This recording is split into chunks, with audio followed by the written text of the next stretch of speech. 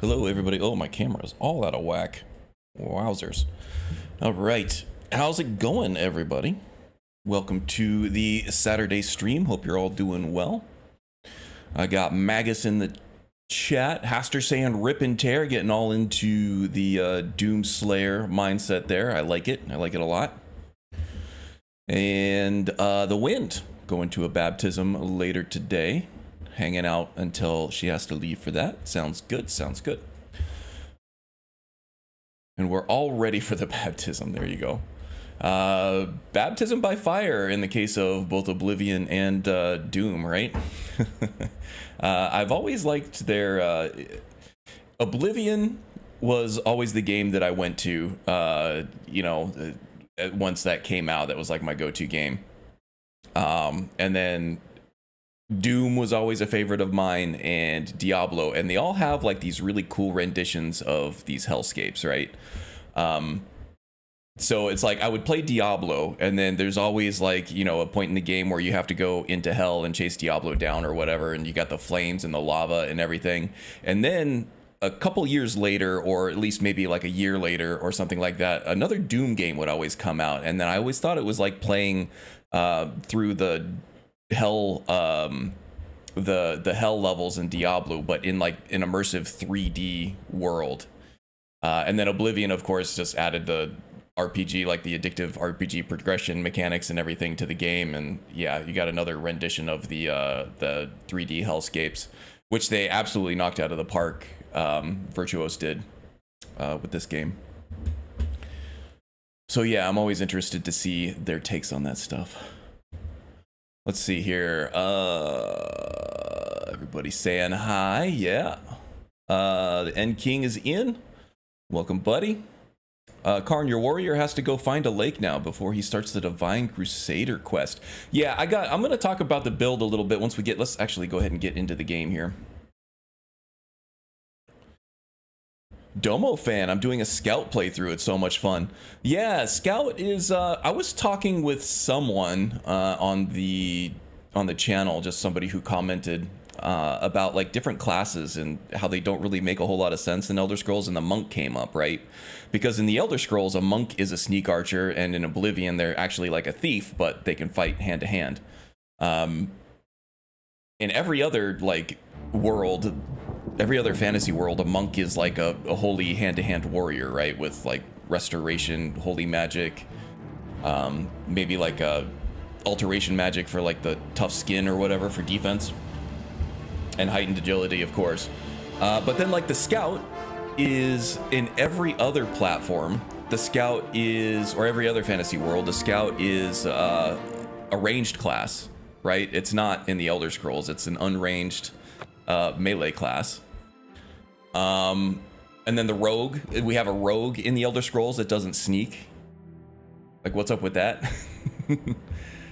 So there's at least 3 of them. There's probably more that I'm not thinking of right now.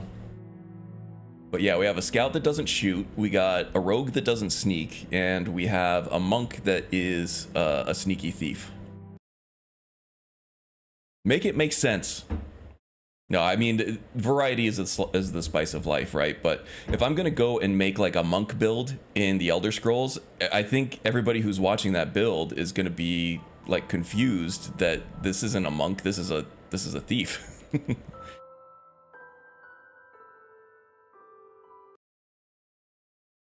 Am I getting a crash already? Are you freaking kidding me? Am I having issues? My God, what is happening here?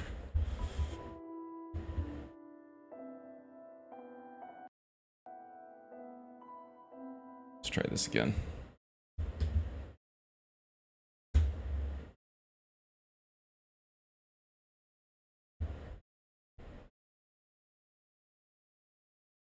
Oh, I usually launch this through Special K. I might try that. CPU is spiking.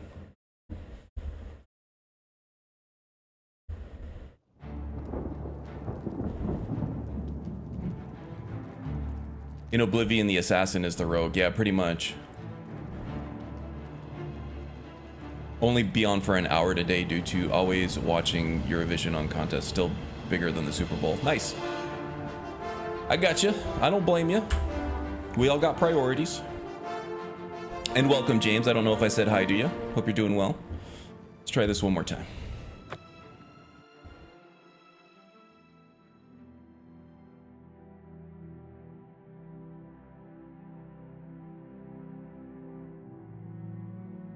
Yeah, speaking of only being on for a little while, I need to cut the stream after 2 hours today. I need an extra hour.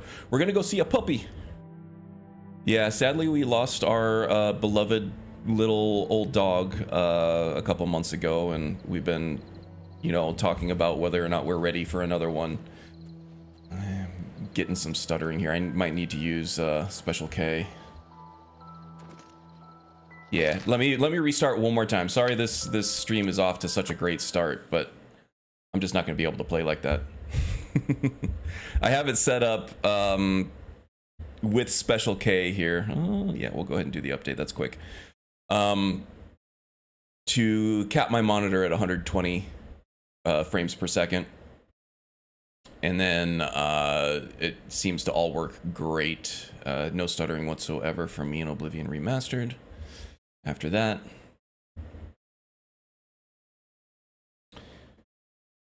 Special K like SKSE. Oh, welcome Hamad, by the way. Kinda, maybe a little bit. It doesn't really expand anything. It just kind of, I want to say, it adds kind of like an emulation layer to your monitor so that you can trick your computer into thinking your monitor is one of the standard frequencies, because a lot of games, especially Unreal Engine games, they will run fine on like a 120 hertz monitor or a 60 hertz monitor, or maybe even a 144 hertz monitor, but mine is a 165 hertz monitor. So trying to get Unreal Engine to like find or do the proper math to get that to display smoothly, even with VRR on my monitor, is always an issue for me. But with pretty much every Unreal Engine game, as long as I tell it that my monitor is actually a 120 hertz monitor, then, you know, the 60 frames per second cap and everything, they work really well. VRR works really well. Everything looks really smooth.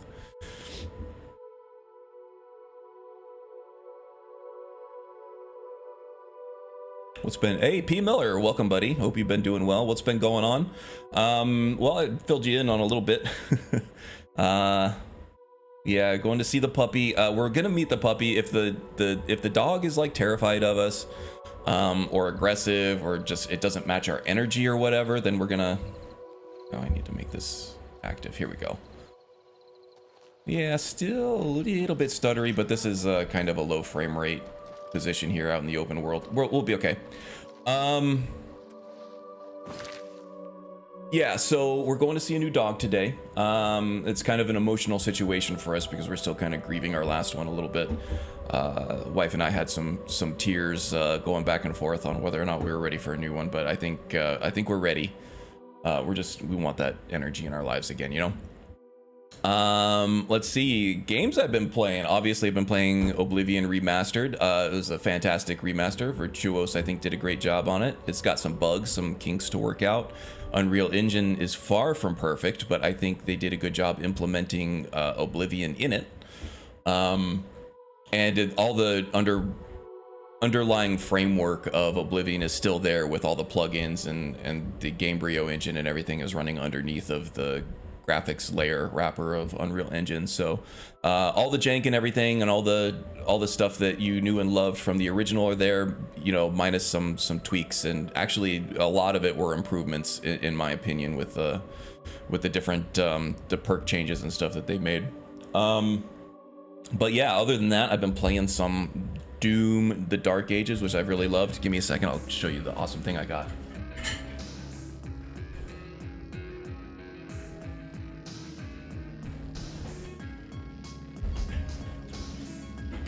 So I pre-ordered the collector's edition of this, right? And I got this badass Doom guy Slayer statue here. It's a 12-inch statue, so it's pretty beefy, fits on the shelf really well.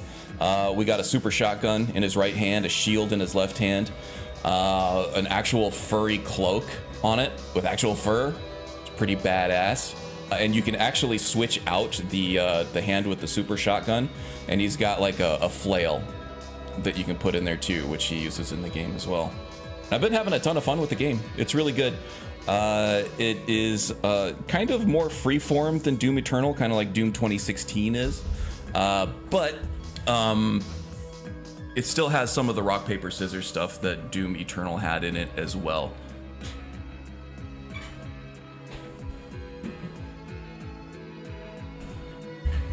So that's good.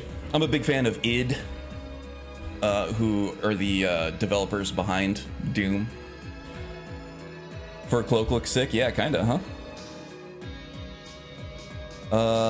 But isn't that what you cap it at 120 in the game setting? Well, yeah, in Unreal Engine, it doesn't always respect it. So you can cap it at 120 and you will get a 120 cap, but it's not a well-paced 120 cap. So as you can see up in the right-hand corner, up in my, here, let me switch it back over here.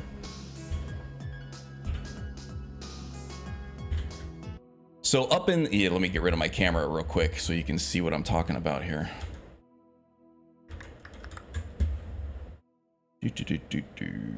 Webcam, blind that thing. So, and the cam overlay. So up here in the right-hand corner, you have your frames per second here. You have the hertz. This is kind of bouncing all over the place within like 115, which is fine. It still looks completely smooth to me because this number is staying pretty much locked at 8.7 milliseconds. And this is the number that doesn't stay locked if I'm not using Special K. For whatever reason, a lot of Unreal Engine 5 games have a problem with an improperly paced 120 frames per second cap and 60 frames per second cap. And for me, it's really only Unreal Engine games that do it. Pretty much, you know, like Skyrim, I don't have that problem with. Doom, I don't have the problem with. I'm trying to think of other, like old arcade games that are emulated, I have no problem with. They're all fine. It's pretty much just the Unreal Engine games that have this issue. If I were to run this outside of Special K, this thing would be bouncing all over the place, and that's bad. That's when you kind of see stutters. Some people don't really see it. If you're used to running at high frame rates, your eyes get a little more sensitive, and some people are just more biologically predisposed to being able to see small differences in higher frame rates.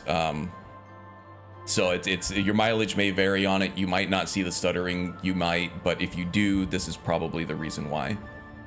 It's not, frame rate isn't just the end all be all on how smooth your experience is going to be. The frame timing is almost more important.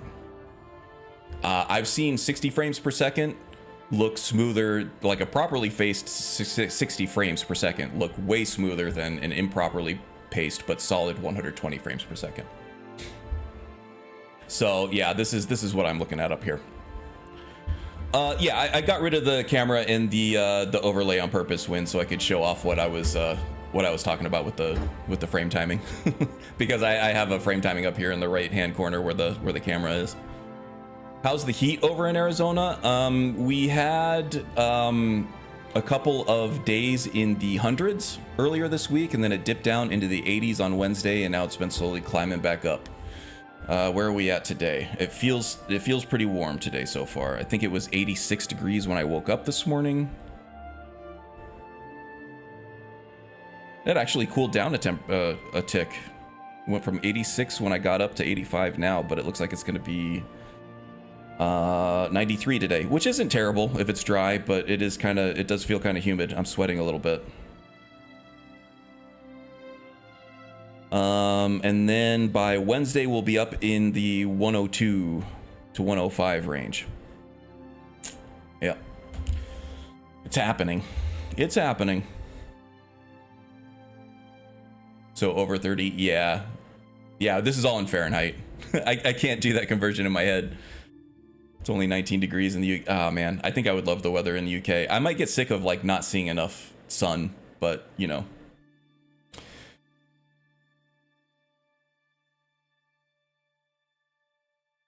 Let me just catch up, make sure I got everything. 180 million Eurovision and Super Bowl 137 million. This doesn't include stadium viewership as well, right? Well, I mean, we're not putting 43 million people in the stadium, right? Yeah, I don't doubt it. Eurovision's crazy. It makes world news every time it's on. All right, let's play some Oblivion. Let's talk about this build first. I went over how the build is working in the previous stream. Not much has changed. I did get rid of the big battle axe that I had in favor of just adding the soul trap to the enchanted war axe. We did find an unenchanted Daedric war axe, which I was super excited in the Mehrunes Dagon, Mehrunes Razor quest line. So that's good. This is what we put on there. We have, I named it Frostbite, and it first does soul trap for a second. So as soon as it hits, if that hit kills the enemy within a second, it's gonna do a soul trap, ideally into Azura's Star, but that obviously doesn't work for people because black souls versus white souls, you know. So as long as I'm hitting creatures with this thing, I'm able to refill and sustain it. And then absorb fatigue on strike. This just keeps my fatigue meter at least somewhat full so that I can keep using it.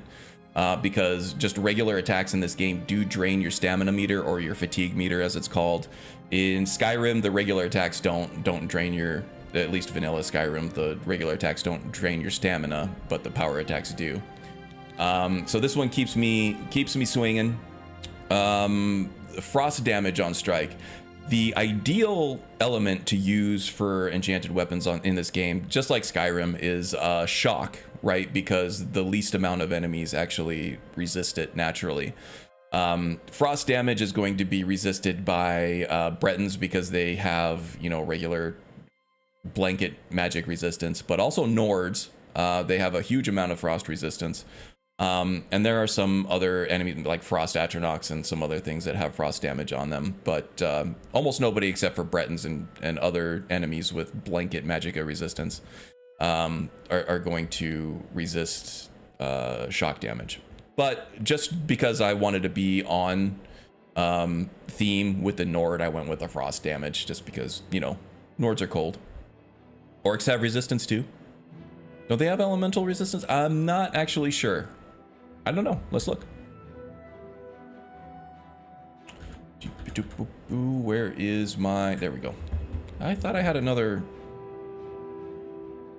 Chrome window open. No, I guess not. I guess not.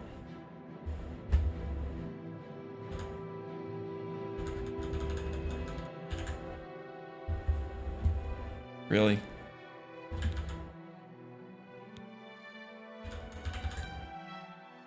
Dude, damn it. This thing is being really jealous of the screen space here.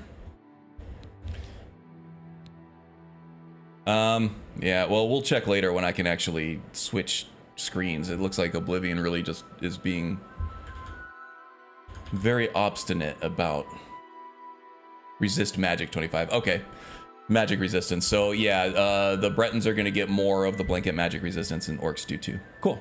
Hey, I haven't actually looked into the orc. I usually want to go with human races at first, and then I start branching out into other stuff. Orcs one of the better races just on that alone. Yeah, orcs have always been, if not the strongest, then up there with the Bretons for the strongest. Oh, orcs in vanilla, they have... Oh, you mean the magic resistance specifically? Well, orcs don't really need it because their once a day power is just lowering the difficulty, right? Their orc berserk power, or whatever they call it, it actually lowers all incoming damage by quite a bit. I think it cuts it in half or something like that, doesn't it? Physical and magical. Red guards are the best race for warriors in Oblivion or in Skyrim because of the stamina.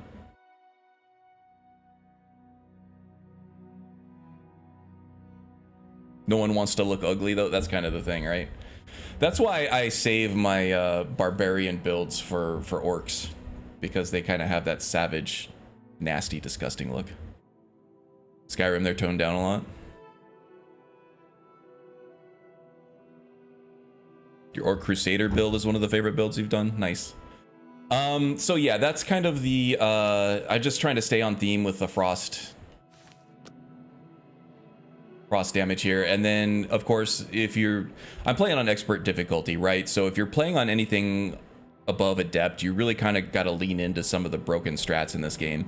And one of them is enchanting your weapons with stacking weakness to frost on strike and weakness to magic on strike. And if you can overlap these a little bit with multiple hits, then you start getting to where your elemental damage that you're causing weakness to, both weakness to magic and weakness to whatever your element is, as long as you put the weakness to magic on the bottom, that's going to start stacking up, and pretty soon you're going to get like 400% weakness to that element. So that's kind of one way to make a warrior build viable on anything above adept difficulty. And then as you kind of lean into that more, then you can start even looking, into master, even though that's pretty tough for a warrior still, but with enchanting you can do it. The other reason why I wanted to switch to a one-handed weapon full time is because if you're leaning into the enchanting, obviously the more strikes we can do per second, the more stacks we're going to get of this elemental damage, which is where most of your damage is coming from, not the actual physical damage. So just having the faster attack speed of the one-handed weapon is better than trying to rapid fire two-handed regular shots. You can make it viable even on expert difficulty level. If you're using enchanting, if you want the flavor of having that two-handed weapon, if you're playing like a barbarian or whatever, you can still do it, but it's better if you go with this. You also get the advantage of being able to wield a shield in your other hand. And what that enables is the shield bash. It's not a block bash like it is in Skyrim. It's a shield bash. It only works with a shield in your offhand. And it's kind of busted in this game because the damage output from the shield bash in this game is, it scales off of your strength, but it doesn't stop scaling at strength level 100 like it does for all the other attribute stats for other weapons. So you have, in your character, you have all these attributes, right, that you get to pick and level up as you go in your game. Strength is one of them that will affect your longsword, your maces, axes, war axes, battle axes, war hammers, all that stuff. Everything except for short swords and daggers and bows. It will affect your damage, but only up to strength level 100. You can continue to upgrade your strength past 100, but the weapon damage scaling on that is not gonna calculate anything above 100 strength. That is not the case for shield bashes.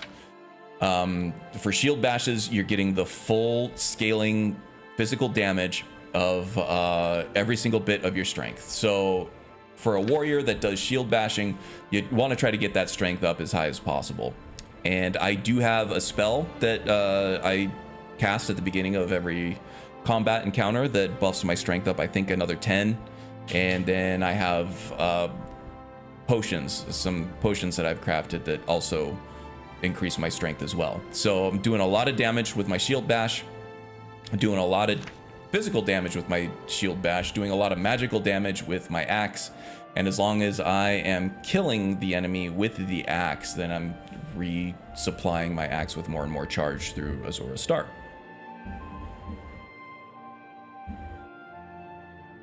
Skyrim gimps kind of many things Oblivion gives us.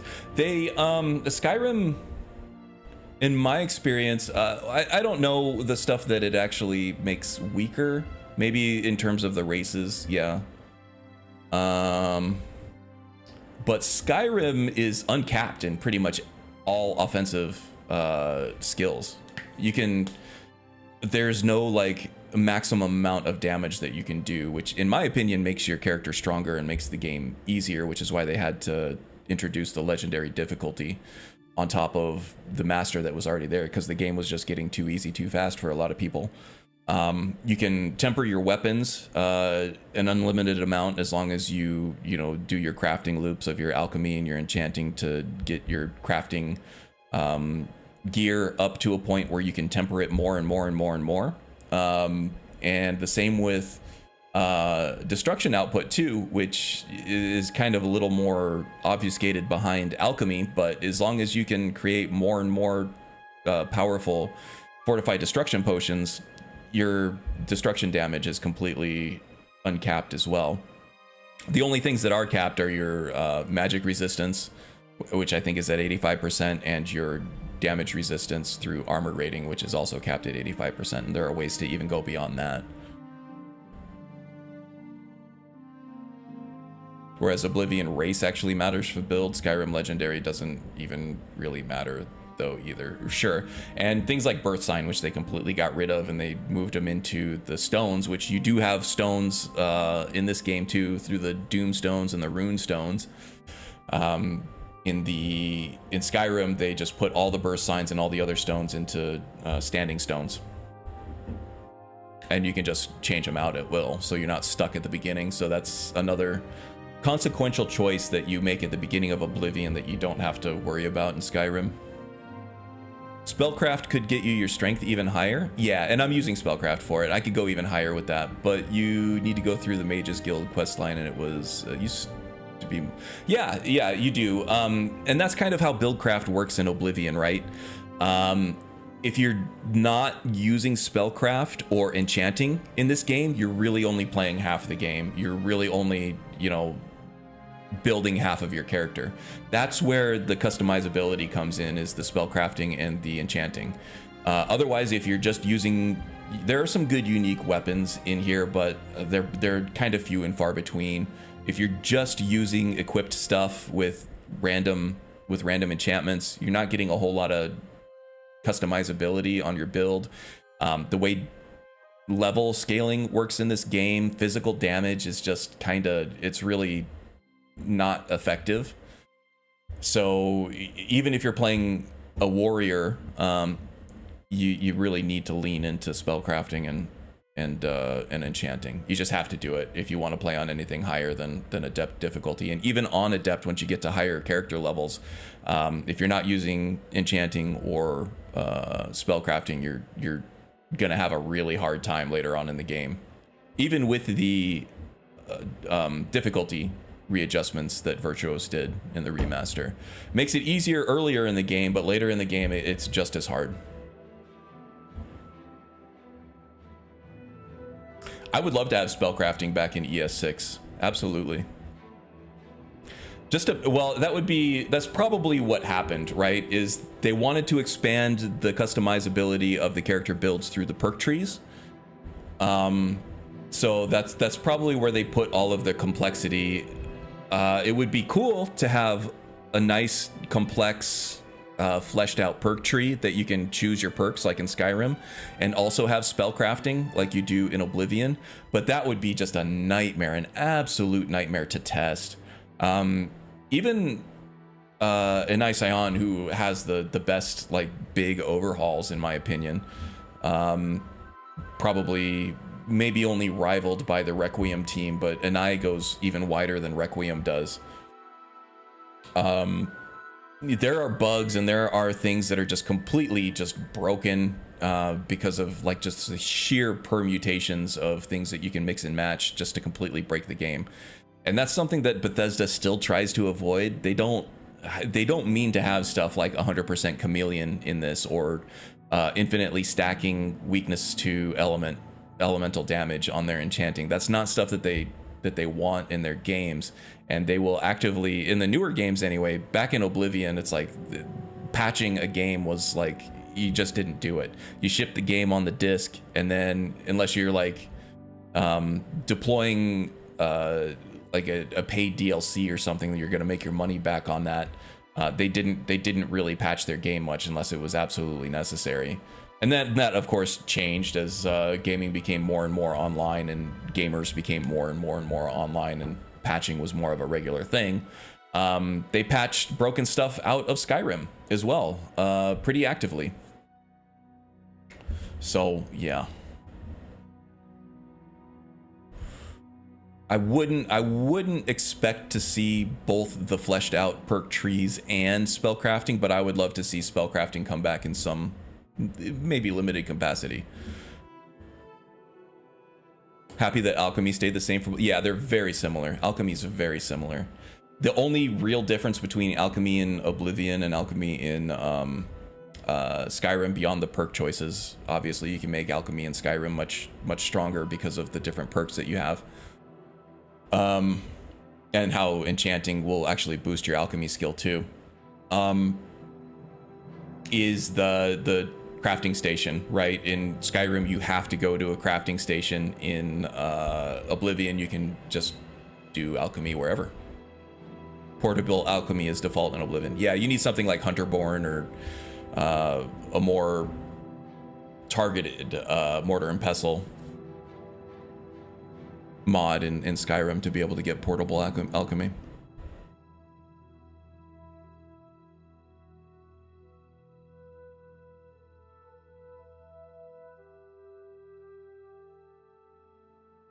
Spellcraft could get your strength even higher. Yeah, we talked about that. And that's why I like mods like Imperius for Skyrim. Yeah, Imperius is great. First science classes, spellcrafting, all those not in Skyrim that I hope are back. Yeah, okay. The character creation stuff is good. What I would love to see in Elder Scrolls, which they did touch on in Starfield a little bit, is the origins, right? I would like to see, you pick your race, and they actually did it a little bit in here too, where there's different origins. They changed the differences between male and female, and then they just let you pick your bonuses based on where, like, what region you're from. Like in Skyrim, it's for Nords, you have like a Western Nord and you have an Eastern Nord, and the attributes change based on that. Which I think is actually a good change, because you might want to play a female warrior that has the strength capabilities that typically the male Nord in the older game would have, and you would kind of be pigeonholed into playing male instead of female. But yeah, I think that's a good change. But yeah, origins, like Starfield had origins. They weren't really classes, but they did give you boosts to certain skills, right, based on the origin that you picked. But also, the origins and the trait systems I thought were good because they gave you dialogue options all throughout the universe there. All throughout the galaxy, I guess. It's not really the universe.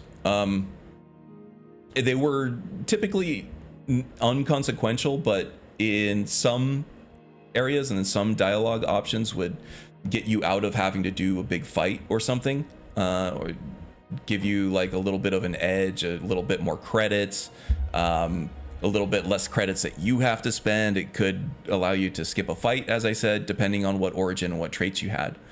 I think that was a good change. I would like to see that be a little bit more consequential, and I would even like to go a little bit further in, if you pick certain origins with your character, I would like to see you start in different areas of the world because of it, and have a different start. Cyberpunk kind of did a good job with that. If you chose a nomad, you would start out in the Badlands, right? And then you would have to make your way into Night City. And if you started as a street rat, then you were kind of like this punk gangster that started in the city, and there would be like a whole different beginning to it, and you all kind of started at the same point once the introduction was over. But I thought that was really good flavor. I would love to see that. A built-in alternate start, kind of. Yeah, I would love to see that. They're already almost there with Starfield. They had the whole, new game plus system where you'd restart and we would kind of skip the intro because it would just put you in outside the planet. It would be so easy just to expand on that a little bit and just put you somewhere else, right? So they kind of have the framework there. Origins absolutely should have consequences and benefits. Yeah, I would think so too, but that could be a testing and balancing nightmare for them with how complex their games are and how, dynamic their simulations are in all of their games. Sandbox games are hard to make work, especially if you can do whatever you want whenever you want, right? But yeah, I would love to see more consequential character creation come back in the Elder Scrolls for sure. I suspect that in the mainstream public, the people who play Skyrim for 30 or 40 hours and then go on and play a different game, not us Skyrim nerds that play the same game for thousands of hours. But most people who play the game probably don't want to have to do multiple playthroughs to see everything, and I think that's why they keep narrowing out their character creation stuff. But I think they took a step in the right, at least with this in Starfield, with, you know, kind of widening out and changing what you can do, even if it wasn't as consequential as most of us would have liked. I think it's a step in the right direction. Now there are a lot of other things in Starfield that I do not want in the Elder Scrolls for sure. I'm with a lot of you on that for sure. I'm not a Starfield White Knight, even though I do defend that game. Let's see. Well, they have had 20 years by the time it gets released. So, yeah, I know, right? Too much time. Hey, there's Joe. Welcome, welcome. Hope you're doing well. Tainted Grail might dethrone Sky. We'll see about that. Tainted Grail, it looks promising. It looks really promising. It looks good. It looks really AA. I gotta say it. It looks really AA. And I don't think a lot of people are actually talking about it. I think I saw it, had a preview on Fextra Life, and he's got kind of a following, a pretty big channel, here and there on some smaller channels, but I don't know that it'll dethrone Skyrim, and whether or not it has that the modding community behind it like Skyrim, I kind of doubt it. I kind of doubt it. Yeah, see, even Magus hasn't heard of that. I actually, I showed the preview on it probably a couple months ago when I was doing kind of news segments before my streams. Hey, thanks for the shout out for the Panic Monk Haster. Thank you, sir. Okay, yeah, Saturday's going well. Meeting a new puppy today at well, I gotta leave here a little after 2 o'clock my time, so I really only have a couple hours to stream today. Let's see, what else was I talking about as far as the build goes? Oh yeah, let's talk about defense here. So I do have my armor capped out at 85. That's another thing I want to see in Skyrim, right? Is smaller armor numbers that make more sense. So you don't have to do this freaking rocket surgery calculus to figure out what armor rating equates to what kind of damage resistance numbers. That's silly. It's like if you're wearing a shield, then the armor rating number that you want caps out at like 567, but if you're not wearing a shield, it's 667, and those numbers both mean that you're resisting 85% of physical damage. Like, what the hell? Just give me an armor rating that matches the percentage of the damage that I'm resisting. Why do you have to do all that? I know why they do it. It's because you don't want to like be at the beginning of a game, be wearing your iron armor, find some sick ass looking steel or dwarven armor, and have your armor rating not go up at all because of it. The higher you make those numbers, the more difference you're going to see stepping up in equipment. And of course, dwarven, when you have a higher heavy armor skill and higher endurance or strength or whatever that scales with it, you're going to see more of a difference between your regular iron gauntlets and your dwarven gauntlets. But early game, there's just like no difference whatsoever, and I think that's what they're kind of doing there. But yeah, I would say most of us play more in the end game than in the early game, so it would just be easier. Hey, thanks for the shout out for the win too. Folks are being all nice, plugging each other there in the most non-sexual way. Well, maybe the sexual way too. I mean, do what you want behind closed doors. I won't judge. In fact, I'll encourage it. I want everybody plugging each other. This is an orgy channel. I'm kidding. Jesus. It's one of those Saturdays. All right. So I've been slowly changing out all of my absorb magic into resist magic as I find the appropriate sigil stones, which is a giant pain in the ass. Trying to find a sigil stone with a very specific effect on it, oh, is an RNG nightmare. You just do that quick save and then you just grab the sigil stone. You have to go into your menu. You have to click on the details of it and then see what the effect is. And you have to do that over and over and over again until you find the one that you need. So I've been doing that with resist magic. I am all the way up to 90% resist magic. I can solve this with spellcrafting now. So just add another 10% resist magic to whatever spell that I cast at the beginning of combat. We're good to go. So that's good. Now I'm looking for Fortify Strength. So everything else that I have on all my equipment that isn't resist magic, I think I have Spell Absorption, Shield, Fortify Health. Yeah, all this stuff is going to be swapped out for Fortify Strength because of the unscaled damage that we get with Strength with the Shield Bash. So that's the next step, I think. And also, my Mehrunes Razor does not work for the main questline Blood of a Daedra or something like that. Because the Mehrunes Dagger was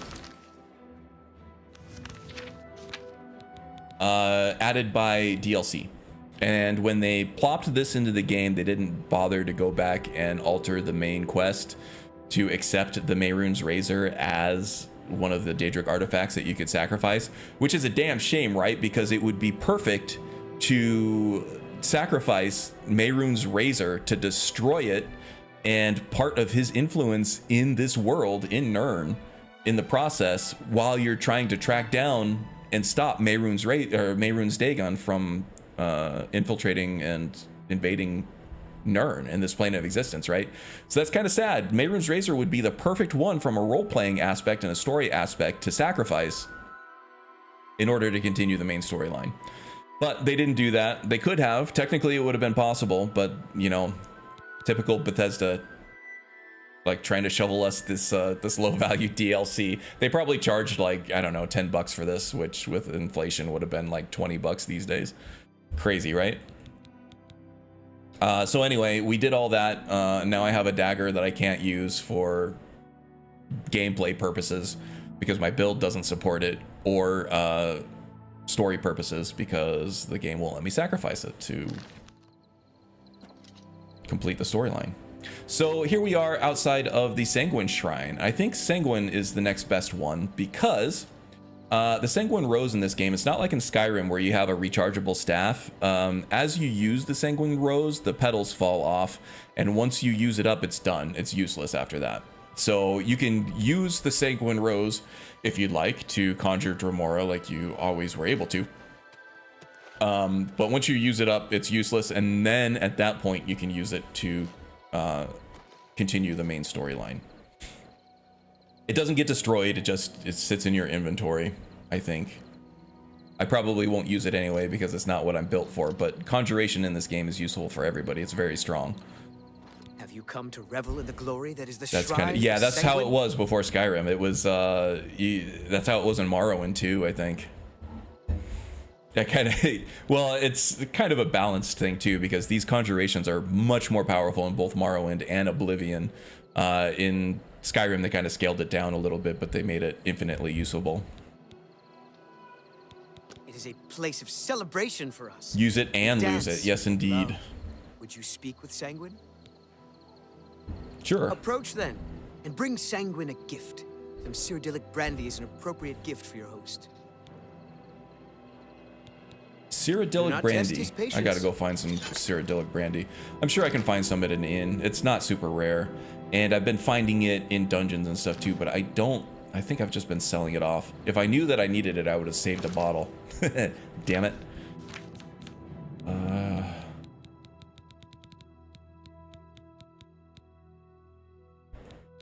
Yeah, no, don't have it.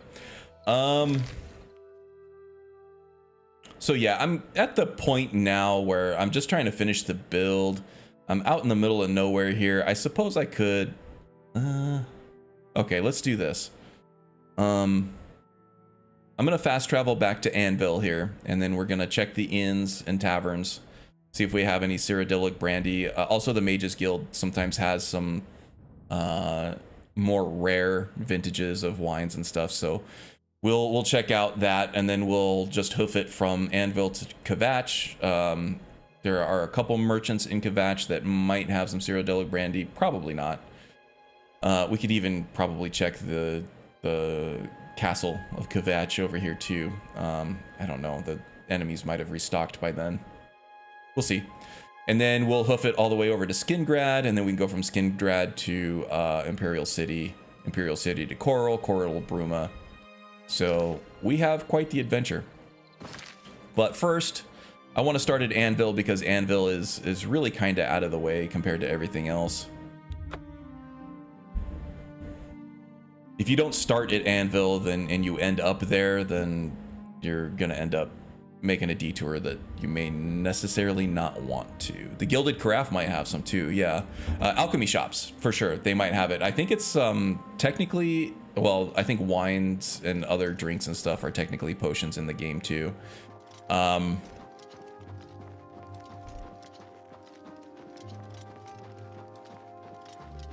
yeah, we have a lot of places to check here.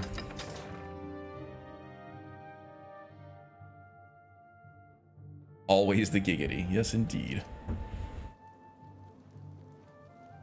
Every Saturday's a no pants Saturday. Yeah, for easy access. That goes his way, her way, and always.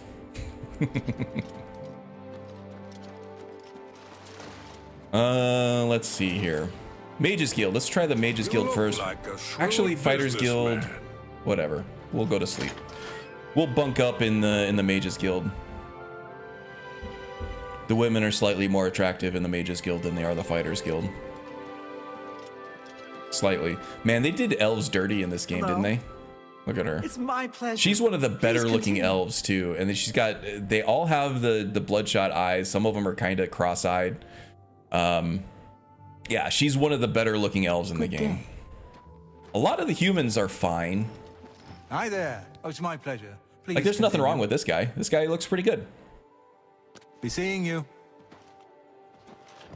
This dude over here with his toilet swirly hairdo. Felon Relis of the Mages Guild. Actually, he doesn't look bad I either. handle alchemy training for the Anvil chapter. Dark elves have always, in my opinion, they're supposed to look a little demonic, though, right? Take care. We'll find some real fugly elves. Khajiit and Argonians look the best, and out of them, Argonians win. See, I think they look a lot better than they do in the original game for sure, but some of them sometimes have this Halloween mask vibe to me, like they're wearing a big rubber mask instead of, or almost like a Chuck E. Cheese animatronics look to them. They all look way better than they did in the original for sure. It's a huge upgrade, but part of me thinks that they kind of did some races dirty and some characters dirty just because they wanted the vibes from the original ugly NPCs. Because some of them, it's like, you're not getting to that point without, you know, trying to make this character ugly as AF. Oh, I must have killed somebody at some point. Dark Brotherhood. I'm not sure if this character is going to do the Dark Brotherhood. He's just not built. Oh, no. This is not Dark Brotherhood. This is, I just became a vampire. That's bad. I'm reloading. Sorry. For this, yeah, no. This character is not a vampire. I am not ready to go.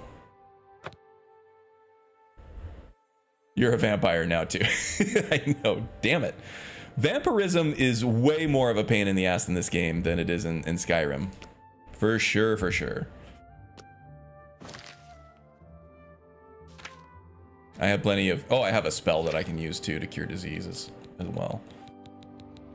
And that makes sense, too, because when I was looking at my attributes, some of them were kind of fucked up. Do I have a... Nah, cure disease. Cure disease, here we go. How we doing now? Okay, looks good now.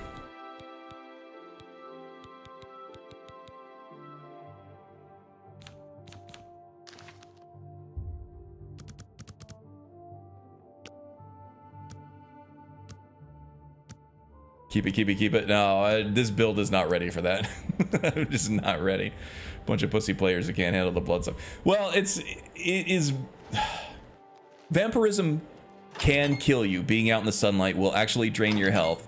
I had a friend back in the day who soft locked his game completely because of a very specific situation where he went into a cave that he couldn't handle because his novice rookie Oblivion ass didn't do his build right, so he got to a level where all the enemies were way more strong, way more powerful than he was, even on the easiest difficulty. He couldn't go outside because his health was at a sliver, and then he would just die immediately. He couldn't wait because there were enemies too close to him in the cave that he was in, and he couldn't kill the enemies, so he was stuck, and he only had one save. Rookie mistakes. I think most of us have been there. Friend, huh? Yeah, no, I never soft locked my game. I was never that bad. I did restart the game several times as I tried to figure out how this progression system scaled off of level and how the level scaled with difficulty. And I restarted maybe 2 or 3 times before I got a character that I could take all the way through the main quest line without having to make it super easy. Cock blocked your game, yes indeed. Sure did. Killed the boner. Oops, wrong. I thought this was how I got out. All right, I'm lost. I blame the wind.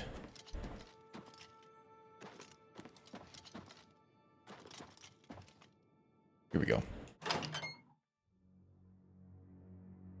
You might have had regular coffee today? Oh no. That means Magus is gonna be in a mood. Of course, if he streams right after I do, then that might be an entertaining stream. A pleasure to speak with you. And by entertaining, I mean a complete shit show in all the best ways. Let's do business. All right, what do you got here, felon? Would be in alphabetical order, so I'm not seeing any Colovian brandy. Farewell. He's always in a mood. Yeah, right. Touche, Haster, touche. You've got the hands of a smith. Good day. Good day. Actually, he should be able to... No, I don't need to purchase any of his spells. Farewell. Actually, he can let me know about Daedra Shrines, though. So, there are certain characters in this game that have a dialogue option for Daedra Shrines. And in order to get the Daedric relics, you have to go do the Daedric quests, and all the Daedric quests start with the Daedric Shrine, right? Shrine, west of Fort Such. So this is how you find out where they are without having to just, happen upon them in the world, or just know where they are. One piece. A lot of people in Mages Guilds will know where Daedra Shrines are. A lot of just random Dunmer NPCs, which is kind of a cool roleplay touch. Kind of a cool world building touch, because Dunmer do classically worship Daedra more than the other races do. Except for orcs and Malakath, of course. But yeah, it's kind of a cool little roleplay touch that I don't think we really got in Skyrim too much. Yeah, no, they all do in here, but man, I will point them out when they look fugly. For sure I will. Most of the humans, in my opinion, they look pretty good. All right, let's go this way. Don't think there are any more shops over here. Anvil, I think all the good bars and taverns are out on the docks. There might be a general goods vendor or something in here. Hello.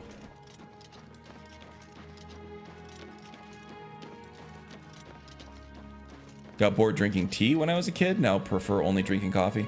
Yeah, I don't like the taste of coffee or the smell of it. So I'll do like the matcha green tea, which is like tea, but it's got a little more of a caffeinated kick to it. I'll have a glass of that pretty much every day. It's hard to drink hot beverages when it's this hot outside, when you live in one of the hottest places in the world. Hot beverage is not always all that enticing. Usually drink 6 to 8 cups of coffee a day. Man, that's crazy. Your shield I arm do not looks do strong. that. Main Lord. Lord. I'm the twin in brown, remember? The twin in brown. That sounds kind of gross. Not May I gonna interest lie. you in some of my fine wares? No Colovian brandy here. Okay. You too.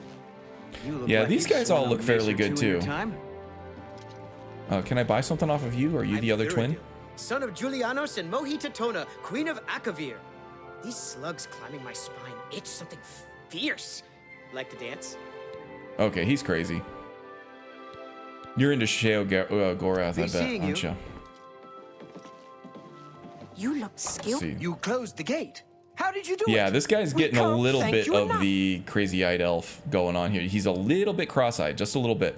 Umbacano looks absolutely awful. He's already dead now, by the way. Spoiler alerts, but Umbacano's dead, but that guy looked broken. Like he fell down the ugly tree and hit every branch on the way down.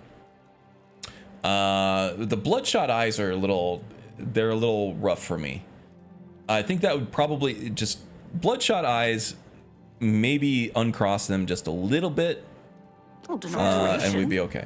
I think Maybe it's you just can teach me whatever something. Hi. kind of morphing technology they use to get their facial shapes the way they are. The original Oblivion was kind of weird with that too, where it would change the eye shape based on you couldn't like change one part of the face without completely altering the facial structure of another part of the face. Only drinking an iced drink coffee very rarely now, but it just seems to be weird being most Brits used to be drinking a hot drink in the middle of the hot season. Yeah, I kind of agree. Greetings. Seeing you just makes me feel safer. Yeah, wanna bang? Just kidding. May I interest you in some of my fine wares? This guy looks kind of busted, but he's supposed to be. I think there's another NPC that comments about this guy's lack of Greetings. intelligence Seeing you and just makes how his me eyes are feel just a little safe. too close together. Goodbye. Hello there.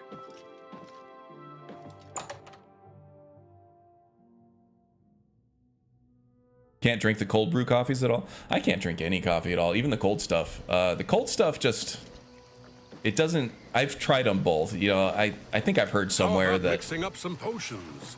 You look like the quite warehouse the you don't alchemist. actually buy anything from. What was I saying? Oh yeah, I've read somewhere that like your tastes change every 7 to 12 years or something like that, so it's worth trying foods that you know you don't like every now and then. Greetings. So every once in a while I'll take a From- sip of coffee, and the cold stuff is Bye. worse than the hot stuff in my opinion. I don't know, it just feels like coffee that was been sitting out for a while. It's just unfresh. Are you the only person who works here?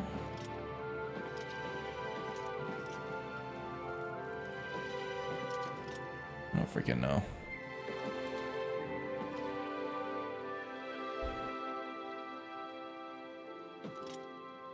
Cheap wine. All right, whatever. Let's head to Skingrad. Kvatch and then Skingrad. That's absolutely true too. Yeah, that's the way you feel about it. From a guy who actually drinks coffee, so maybe I'm not all that far off. What's going on with Let me you? get back into the city here. I've heard that Nord warriors have traveled from Skyrim with orc mercenaries to assault the Redoran of Morrowind. Oh shit. The Nords Maybe I have should be always there been as a Nord warrior. Heading off now next week. Okay, see you, James. Have a good one. Enjoy your Eurovision viewership. Get your groove on. Don't be afraid to stand up and start dancing to some good stuff that you might hear.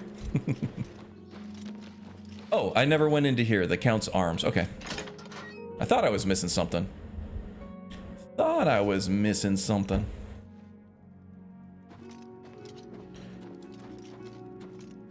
I'm Wilbur, owner and proprietor of the Count's Wilbur. Arms. We make beds and food That available one's for the to old people. guests. Can I help you? Need a bite to eat? Maybe something to wash it down with? You don't have anything to wash it down with. Lies. Absolute lies. Goodbye. Bad buy. Not goodbye, bad buy. Have what I need. I used to not like tea even 20 years ago. Now I'm switching. More tea daily here, and I have decaf coffee once a week to 2 weeks. Yeah. I had to acquire the taste for tea. I just knew that it was good for you with all the antioxidants and stuff like that, and it's something that I wanted to get into. So I tried a bunch of different teas, and like the green tea, it was a little rough at first, but I came around on it.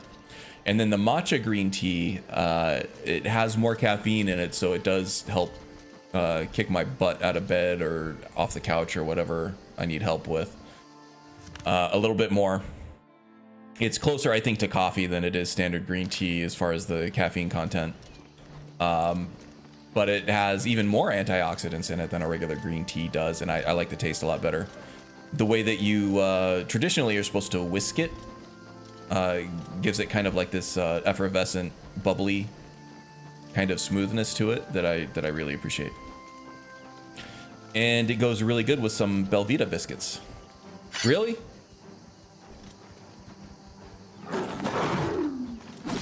Hey, come on now. Well, There's no need stop to get it. violent. Stop running in front of my axe and I won't hit you with it. God, that annoys me.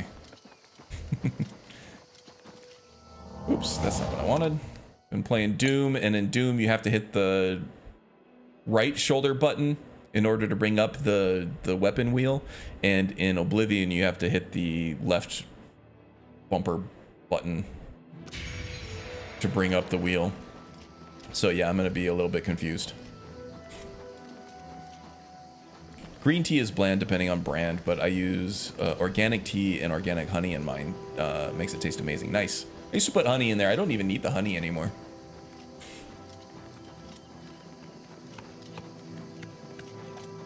What about the place right next to the bridge to the Imperial City where you start the Shadow Banish wine quest? Ooh, I have a bottle of Shadow Banish wine. I couldn't remember where to start that quest, but I do have a bottle of it. So now I know where to do it.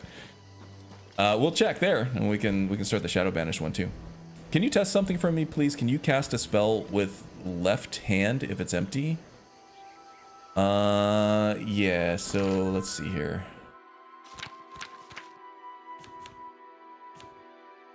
So you want me to unequip the shield in my left hand and then cast the spell? Yeah, left hand. Cool.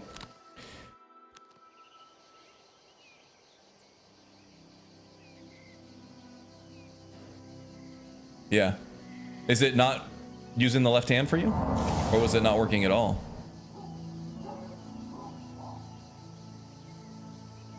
Hey, glad to help. Even though I don't know what I was helping.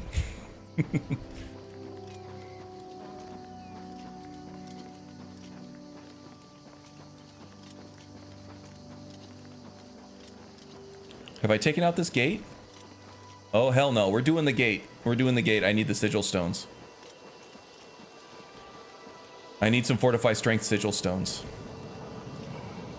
Actually, you know what? I might save this for later because I might have to do a lot of reloads.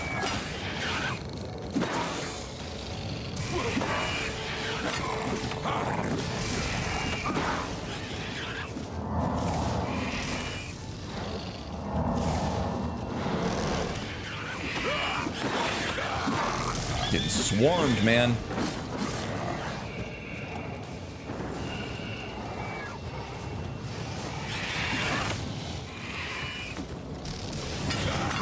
Those little spider pipsqueaks, they will paralyze you, and that is a death sentence.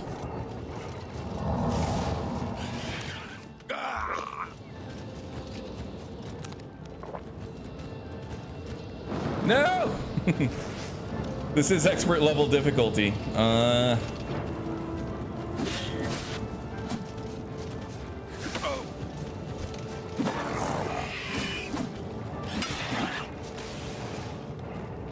God, when the speed gets cranked up on this, on your characters and stuff, it gets hard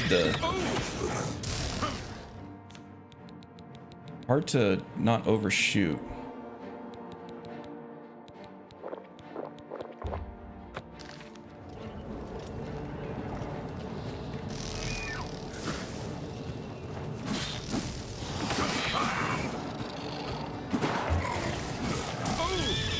Get out of there. As soon as those little spiders start making that spell casting noise. You get the hell out of there. No! I'm just chugging potions now.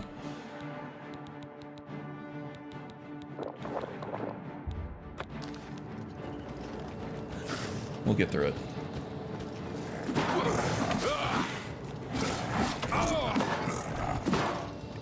Die from it.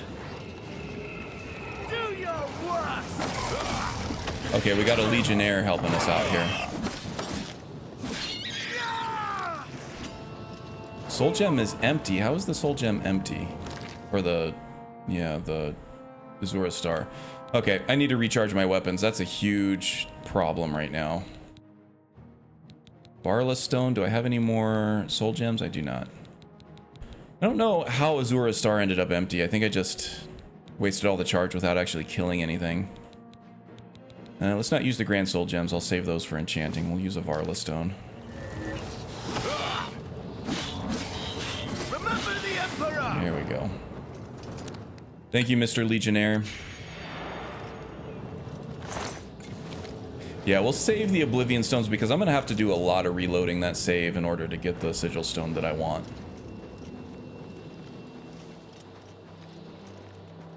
Focused on fortify strength now.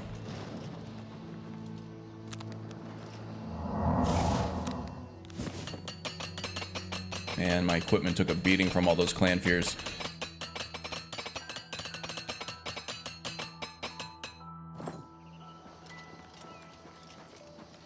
Middle of battle, give me that. Oh, I didn't even realize I did that. Oh man. You play one alchemist character and you're ruined for life. I didn't even realize it. Just needed to confirm that was why. Either had a bow or a shield and thought it was a game setting. I see, okay. Oh, we got another lion.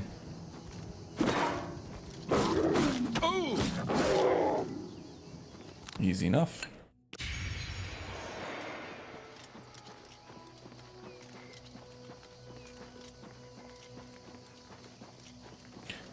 Do a quick save here. We've been through a lot.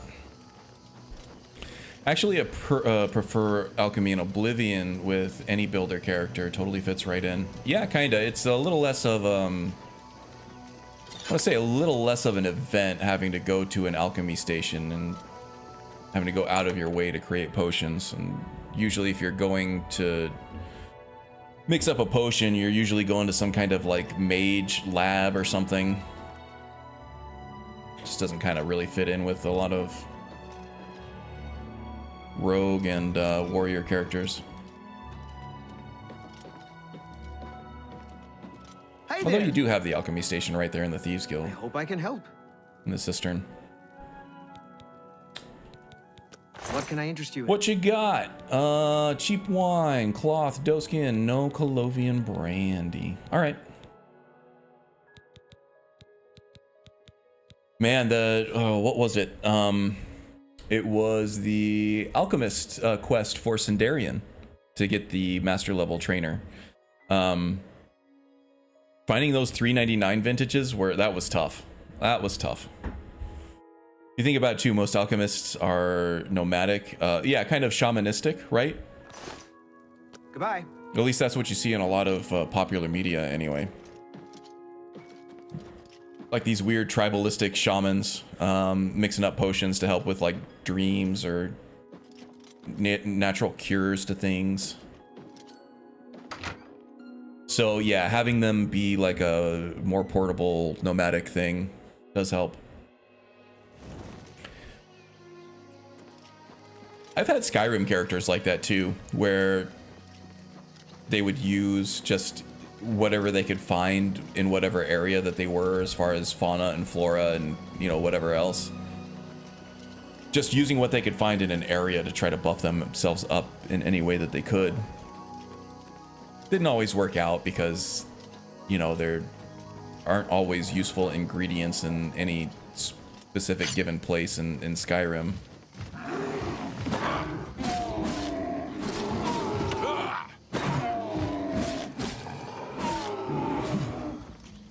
Yeah, see, when the enchantments are working like they should, It's all good. Ogres are serious enemies in this game. That one was just trivialized.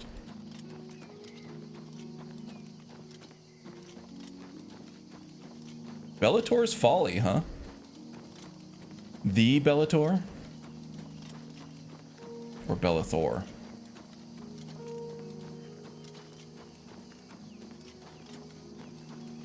Now, this is probably kind of useless, but there are merchants here that may or may not have some wine. We'll see. I'm really busy. Oh, sorry. You closed the gate, yes? Yeah, that's right. Thank you. What can I do? Show some respect. Take care. I lie down. Changed his name 200 years later. People were after him. Yeah, so he just added an H to it. Going until I drop. That'll do it. That'll get all the authorities off his back. Smoke and fire. Thanks. Kvatch is safer for all Sounds of like us some now shit he you've would do. closed. Have a look at my wares. I'm Okay, sure this there's is an something alchemist, to but suit she you. doesn't have anything starting with a C. Bye. I'm just tired. It's my pleasure.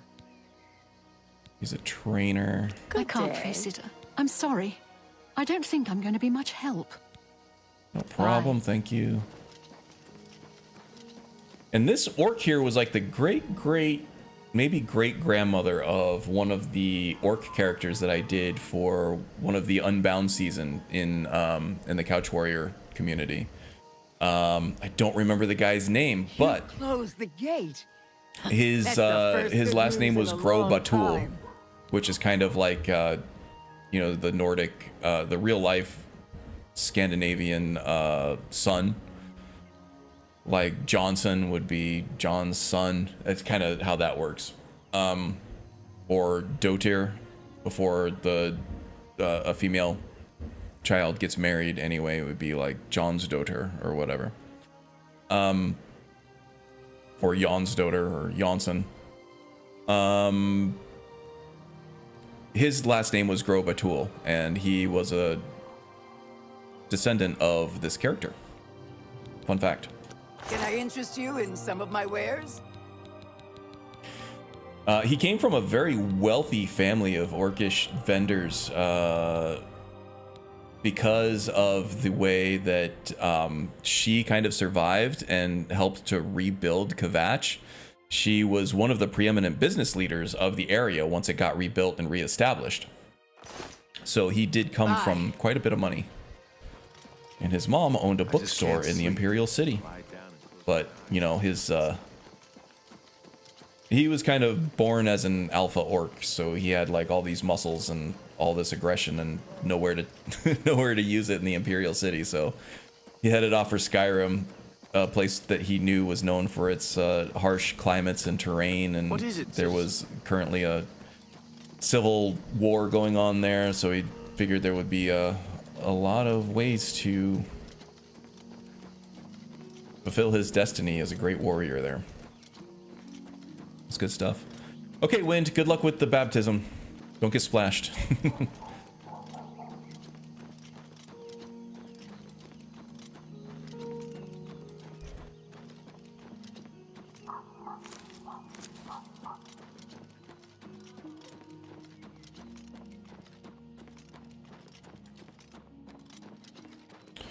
All right. Ooh, a Minotaur. These things will completely demolish your gear. They have that little headbutt. He'll probably do the headbutt here. Didn't do it that time. You just rather beat my ass with his fists.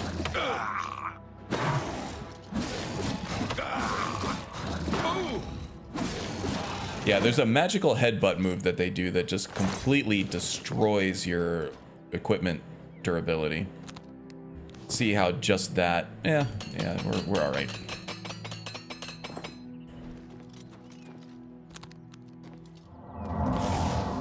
Gotta remember to use my battle surge spell whenever I enter combat. It'll make my bashes much more effective, much more damaging. I'd melt. Oh no.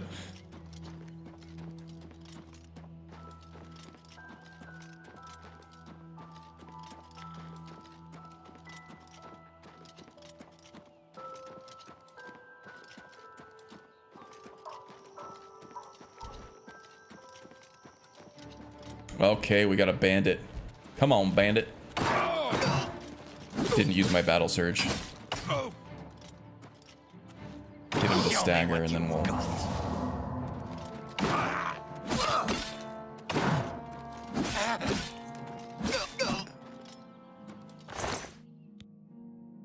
Okay, we can sell off the glass stuff. Sells well.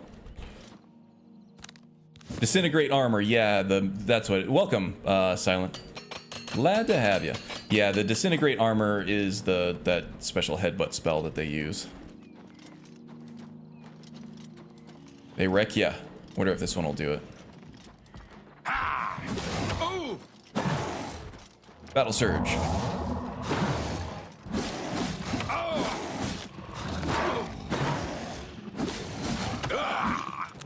Do I have?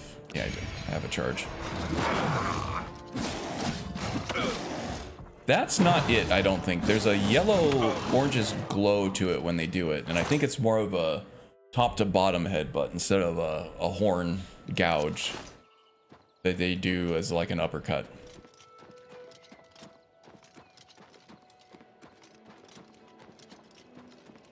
You're melting all over the world. Sounds like a pretty severe melt. Now I'm hungry for a melt. Sourdough Jack would be great right now. Man, I'm starving. God damn it. This is what happens. Everybody shows up and they start using words that are the same words as food, but not really food. And then I start getting hungry anyway. Because then I'm starting to talk about real food that's amazing. I had some chicken and waffles last night. That was good.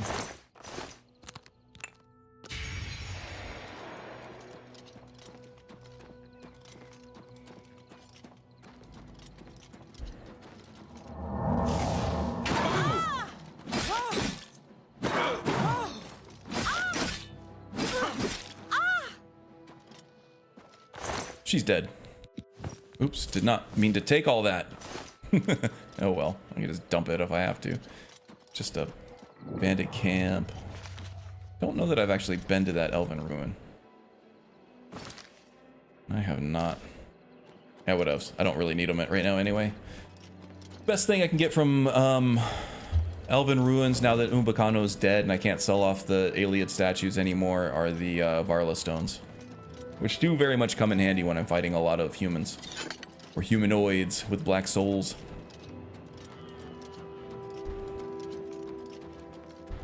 Yeah, so Silent, at the moment, we are trying to do the Sanguine quest line, because it turns out that Mehrunes' Razor is not one of the Daedric artifacts that you can turn in for the main quest line. Which would have been perfect, right? Because we're trying to stop Mehrunes' invasion, and to sacrifice his own artifact, perhaps maybe compromising his power and influence. I'm gonna skip this Oblivion gate too because of the specific stones that I need. Would have been perfect. It would have been almost poetic, right? But no, it's a DLC item, and they didn't go back and change the main quest line to be able to take that.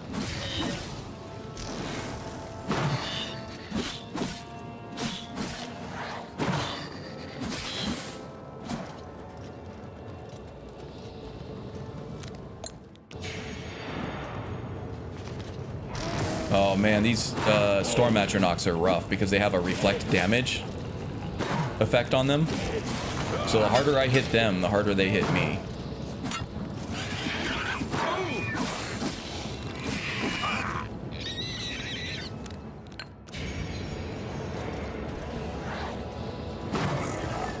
Don't paralyze me. Here they come. That little tiny spider, get off of me.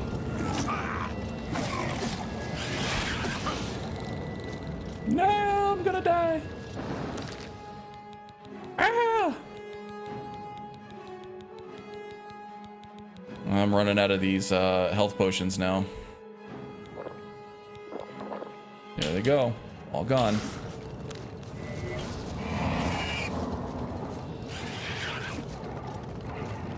I want to take out that spider first. The Zilli is less of a concern outside of their conjured minions. Tiny little spider got me. God, I hate them. Die, spider. Please die. Thank you. Get off of me. Here we go.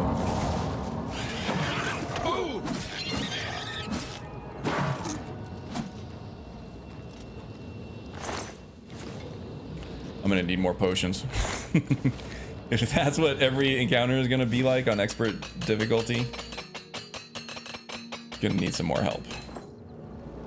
I do have some health potions, but potions in this game, at least the ones that you craft, they're healing over time.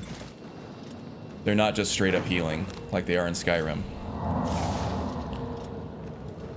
The health potions that you can buy or encounter randomly in loot, they are instant, but the ones that you craft are never instant.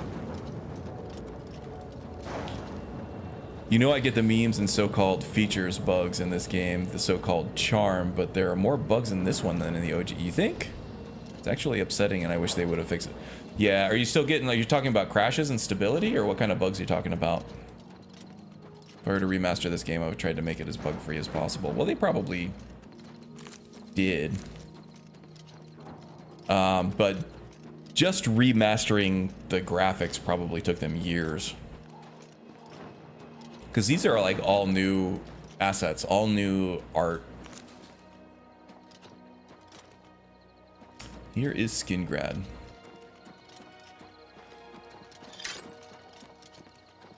Just saying overall, yeah. Well, I mean, yeah, I wish that for every game. I'm listening. Vigor the Cautious is responsible for enchanted item recharge. Business needs make it hard though.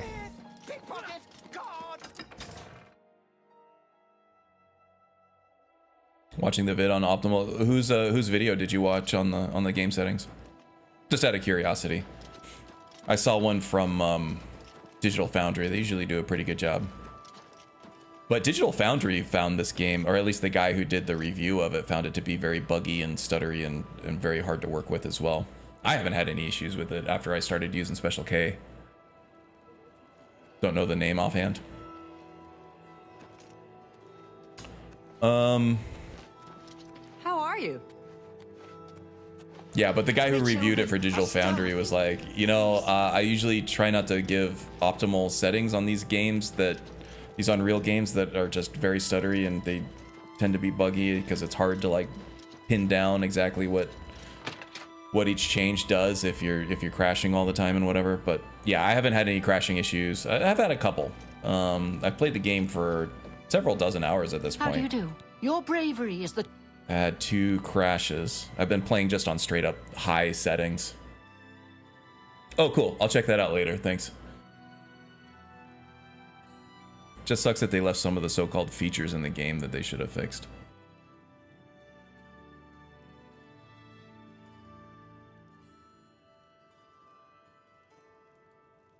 Okay, so yeah, you're kind of...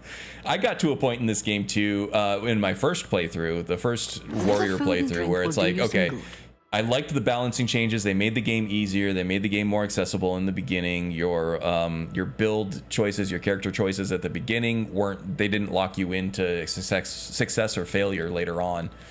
And then at like level 15 or 20, it was just old Oblivion all over again, and my build was busted. It just didn't work anymore. Ironically, most of the actual issues are on the UE side of the actual like crashes and instability and stuff. They are, I almost always get a UE crash report. That also could just be because it's running the Gamebryo engine inside of the Unreal engine, so anything that crashes in Gamebryo is going to percolate or filter back out to become an Unreal Engine bug at some point. Just because the Unreal Engine is catching the errors from all the other different You never know when you systems might need that they're a running. good, strong potion. Best to stock up now while No you can. Colovian Brandy. We're looking for Colovian Brandy to appease Sanguine. Yeah, I got to that point too, where it's like, oh my, this is still just Quite Oblivion possible with you all may its warts find and everything. gold in people's homes or businesses. Not it. Are we buffering? Oh yeah, we're getting some frame drops. Oh yeah, look at that. I'll give it a few seconds. It's not... Yeah, okay, it's not great.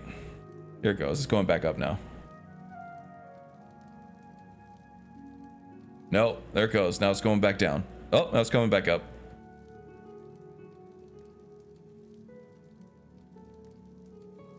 Yeah, we're dropping a lot of frames. Sorry about that. We're not disconnected or anything by any means, but we are dropping a lot of frames.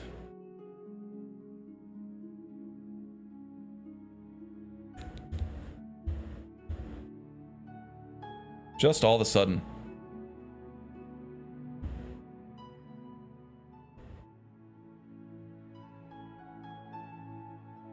Think they would have caught things like when you go into the menu and your sword's not in your hand? Yeah, that's kind of annoying.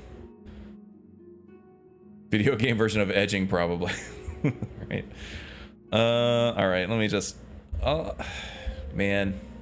I already kind of have it at the lowest settings for the resolution I'm pumping out.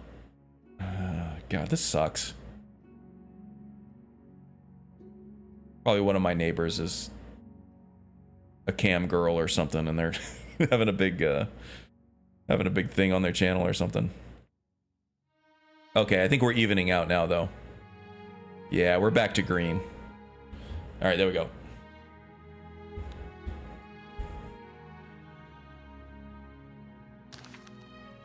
Yeah, it's the edging. Yeah, it's anticipating the other end of the buffer there.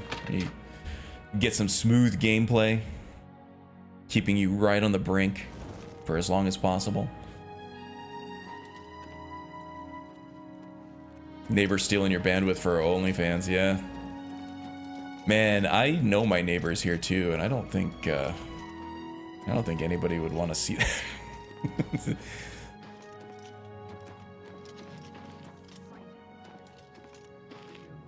Let's see. Salmo, the baker's house. There are a couple of different...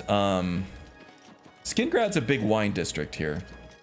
So I think Tamika has her offices here, and so do the Cirilla brothers. But I think I need to find a bed, crash in it. Sometimes the Mages Guild will just have some of the more valuable vintages just laying around. Hi! What's new with you? I understand Daedra worship has become increasingly prevalent in the Somerset Isles.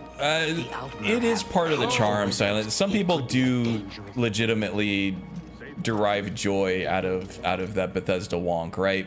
Do you know what happened to I go back and forth on it. I mean, if I had a complete bug-free Bethesda experience, I might feel like it was a little bland, to be honest with you, but yeah, they don't always get away with it. There are plenty of people that really don't like some of the more egregious bugs, and I'm there. They can be very annoying. They can be very, very nasty, and they can really ruin immersion. I still love their games for it anyway. I think the bugginess comes, it's not because they're lazy. A lot of people are just, that's the easiest explanation, right? But that's not the right explanation. And it's not the full explanation. Bethesda runs some really, really dynamic simulations in their games that no other production company, no other developer does. So that's where their immersion comes from, right? Is all the little dynamic things that you can find in their world. You can pick up each and every little cup, and you can, spawn 1,000 cheese wheels and roll them down a hill, and the engine will handle it. You have AI packages for everybody, and they really scaled down on this in Starfield, and that's one of my biggest complaints of it, is they made it feel more like an MMO than they did an actual Bethesda game, where everybody has their own AI packages, and they all go home to sleep and everything. It's really hard on the CPU. It's really hard on the bandwidth that they get from the storage media. Not to mention all the stuff going on that the GPU has to handle. So because they are handling all this in their game engine, they do have to make some concessions with graphics and story writing and things like that, just to make sure everything actually works, which is why the Bethesda writing is on, you know, almost constantly shat on for being too paper thin or what. They're trying to support this simulation first and foremost, and then write a story that can actually work with it. There are a ton of technical hurdles that they have to get through, right? And because of that, they're going to have bugs in their system. It's a trade-off that you have. You don't, this freedom of doing whatever the hell you want in this game, and it'll probably quote unquote just work, even though it might crash or it might bug out on you. Yeah, that's kind of something you gotta roll with the punches on it. It has taken, you know, say what you want about Arthmore, but his team has been very stable and trying to fix a lot of the problems with these BGS games. They've been doing it on Skyrim for 14 years now, and they still don't have all the bugs ironed out of that game. And so I don't think it's just Bethesda being lazy, right? It's their design decisions and the trade-offs that they've picked in order to get this crazy fully featured sandbox game out into the public at a by a deadline that makes it make sense for the business to actually make money on it. They can't just pay them indefinitely to make a game that never comes out, right? So there's going to be bugs. So that's why they get the pass. The people who understand that are, you know, people who are going to be a little more forgiving for a Bethesda game, as opposed to, you know, there are other open world games that do the open world as well, right? So you have CDPR, which did The Witcher 3 and Cyberpunk. Those games were buggy as hell too. They eventually fixed it. Cyberpunk is still super buggy. You're going to get a lot of bugs in that game if you do a multiple 100-hour playthrough, right? Maybe not to the degree that something like Starfield or Oblivion is going to be, but they're also not nearly as dynamic. Their open worlds aren't as dynamic. You can't go around and interact with every little thing. There are a ton of characters in there. In fact, all of the characters that are in that game don't have their own AI package. They're all just kind of cardboard cutouts. They all stay in the same spot. Assassin's Creed is another huge open world. They're almost exactly the same, right? All of those characters, none of them have AI packages. They're all cardboard cutouts, or they're just, you know, filler for cities. And hardly any of that stuff is actually interactable. Same with Far Cry.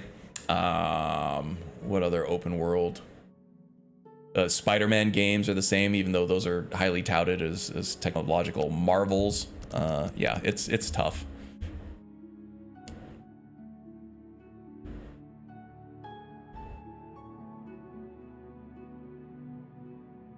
You're never gonna have a bug-free perfect game. Never ever. It does not exist. Not even in the old Nintendo games, Nintendo Entertainment System. People are discovering zips and teleports in Super Mario Bros. 3 every day. Same with Tetris. None of them are perfect.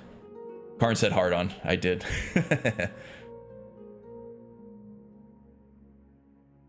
Awning Brew Decanter? Ooh. Gilded Carafe? All right, we'll make a beeline to the Gilded Carafe. I'm still trying to do a little bit of roleplay here, you know? Like, you can't even be a vampire at stage 3 or 4 because your character goes bald. Yeah, that's a tough one. You can't use invisibility spells because it turns your character invisible and you have to reload the game. That's another tough one. I hope they fix those.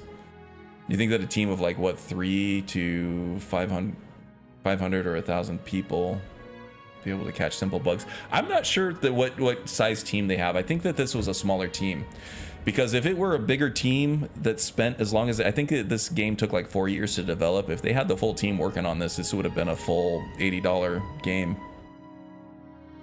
Instead they put it out at like what, 50, which is a discounted game these days. Weird hair ghosting, yeah. Man, dude, you were all about this game. You did a complete 180 on it.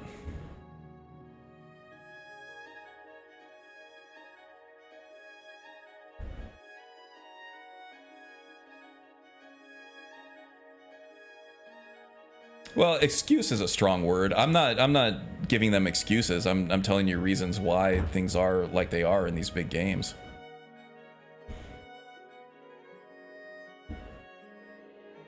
I just took off my armor and rings and it fixed it, but heard if you hit 100, it'll make it permanent. I haven't heard about that one, but yeah, there are issues with the visual effects on some of these magical effects that are supposed to be temporary that stay permanent until you reload a game or whatever. Yeah, that does get annoying. Honestly, not anything that I'm not used to, having, you know, played hundreds of hours in Oblivion and Skyrim and Fallout and all those. Let's see, 12 minus 1. Yeah, 12's fine.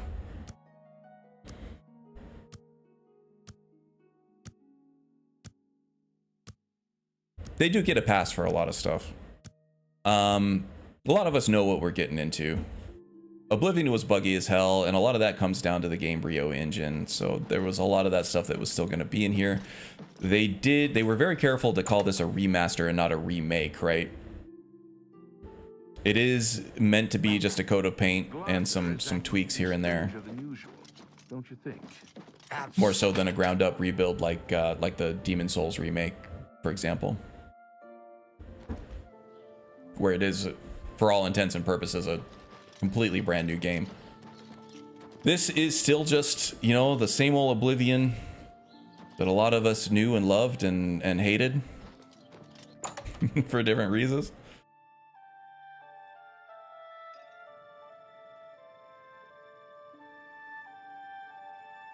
Organic gameplay.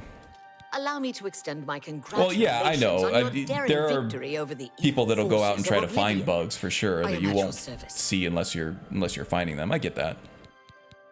Can I interest you in some But of my even with wares? just organic gameplay, I think it's maybe not impossible, but definitely not feasible to have a completely bug-free game. I don't think it's ever going to happen.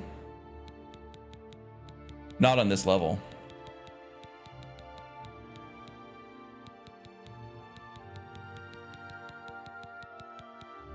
Nothing there. Goodbye. Who does speed? Oh, I think he was talking about the Mega Man and Super Mario Brother 3 illusion that I made to where, you know, speedrunners are finding glitches in those games as well. Yeah, I can't think of like an old school simplistic pleasure to arcade speak game with that you. was solid as fuck that didn't have some bugs to it. I offer the finest goods and the lowest prices in all Cyrodiil. That was more the point I was trying to make. Even games that are way simpler than a BGS game, they still are not going to be bug free. Take care. I don't know why I'm going into a blacksmith to to find a bottle of Colovian brandy. Yeah, if you speedrun, you do rely on glitches. Yeah, Skyrim does the same thing too. Have pity on an old war veteran.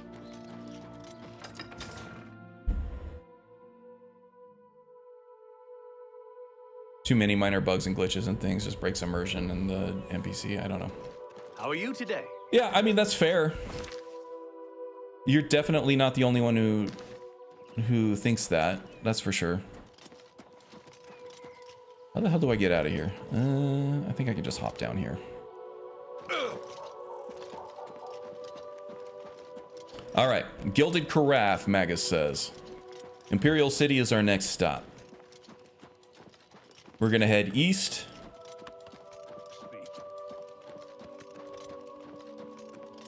May as well check out, I think it's Walnut Inn or something is what P. Miller was saying is where the Shadow Banished wine quest came in. And I did find that bottle already. So that should be an easy one just to turn in and profit.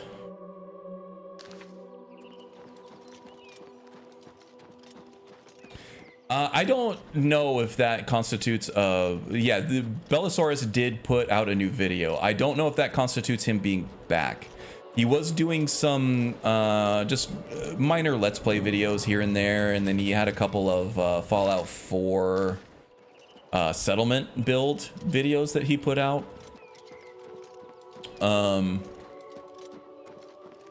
But those have all been kind of here and there and scattered and not really build videos. So I don't know if I would say that means he's back.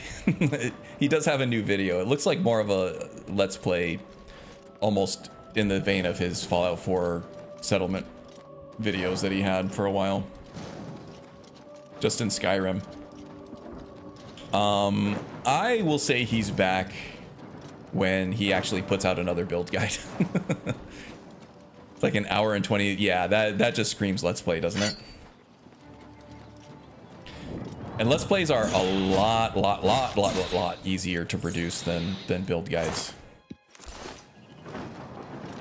A lot less labor intensive anyway.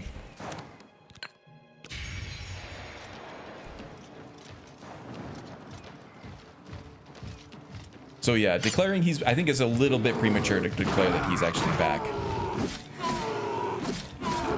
But always happy to see a new video. His Let's Play stuff never really captured me like his build guides did though. It's those crazy little synergies that he's always found that I found to be just endlessly entertaining and like motivational. Makes me want to find these weird little synergies in Skyrim as well. What button? Click and upload. Yep.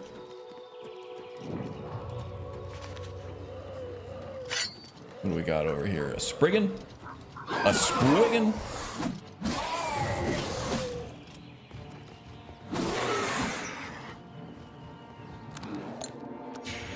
Didn't realize I already had a soul on it. Ooh, 2 Spriggans. Friggin' Spriggans. Here we go. Yep. Done, and I got another soul in there. Let's keep that topped up. I mentioned it because I hadn't seen him in months, even though I'm subbed to him and thought he was on a break. Probably YouTube not recommending him. No, I don't think he's. I'm subbed to him too, and I look at my subscription feed way more than I do my homepage that actually recommends you stuff. And I keep an eye out for it. If he pops up, if a video of his pops up, I'm definitely gonna watch it for sure. And I haven't seen anything either. Fwiggin' Swiggin'. What is it, citizen? We're hunting wabbits. They get a pass? Well, some people give them a pass, right? Not everybody does. Oh, we're buffering again, I think.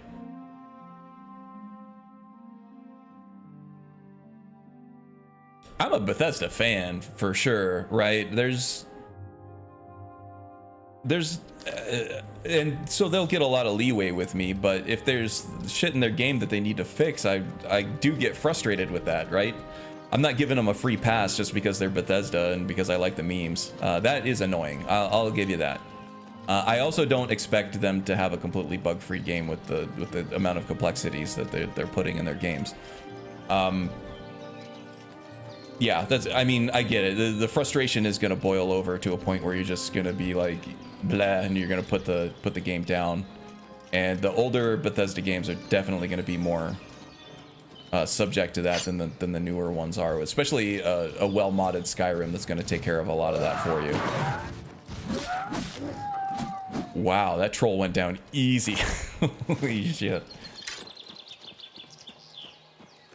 But yeah, I don't. Bethesda's not getting a free pass from me. If their shit's broken, I want them to fix it. If it has some bugs, well, yeah, I expected it. They are annoying for sure. They're not funny. They're not charming a lot of the times. Some of the times they're funny. I don't know how charming they ever are. Some people think they are. But like I said earlier, if I had a completely bug-free experience with a Bethesda game, I'd be impressed. First of all, I'd be like, yeah, they fucking did the thing. But also I feel like it would be a little bland. Not saying that, you know, I want the bugs in there. It's just, I expect them there. And if they're not there, I'm going to feel like something's missing. Like, wait a minute, where's my bugs? And then I'll keep on happily playing the game and being immersed. That's one of the things that I appreciate about it, Starfield. That was a very solid launch. It had bugs for sure. It had a lot of the Bethesda jank, but compared to the vast majority of their other releases, it was a solid release. It was a very solid release for them. And a lot of people did praise that for them.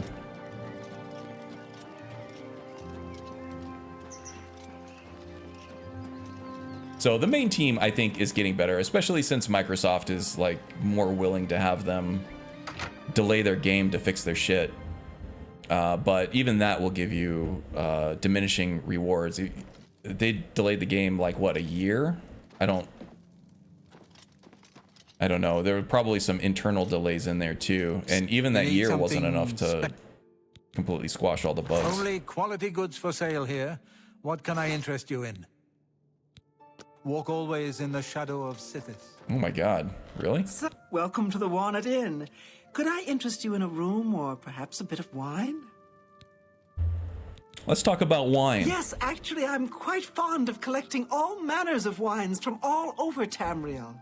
But one vintage continues to elude me. The Imperial City is real close. I'd love to add it to my collection. I just passed Steel Blue Anteloma. That gives me an idea. I mean, they haven't put out an official patch for this yet, too. If you can retrieve 6 bottles I think they're trying to figure out wine, I'll gladly pay you the intricacies of having to mod it. All I know about them is that they're found in the many fort But yeah, ruins that'll help. scattered all That'll help over with things for Cyrodiil. sure once they get that thing out. Well, apparently the wine is so rare because it was only made in one tiny batch. It's the product of an alchemist. I thought who I was had a Shadow also Banished wine. It wouldn't let me get rid of it. Besides tasting incredible, the magic within the wine allows the imbiber to be gifted with Night Eye. The vintner made it special for the Legion soldiers posted at the Maybe I forts had it in when my they were last active playthrough. long ago. No, I have the It quest was active for it. Perfect for keeping lookouts warm on cold nights and. I could have sworn I had it. Where is it? Keep looking Damn for it. that. I must have accidentally sold it somewhere. Holy crap. That's going to be a real pain to find this. Probably just not going to be able to do this. I could have sworn I had it. I must have dropped it somewhere. I totally had it somewhere. It's in my quest log. A venerable vintage. It's right there. It was there before. I'm not crazy. You're crazy. Holy shit. I was sure I had it. Anyway, at least I got a map marker for it now. If you invest in that dude's shop, you can give him 3,000 gold and sell your stuff at a higher price. Which dude?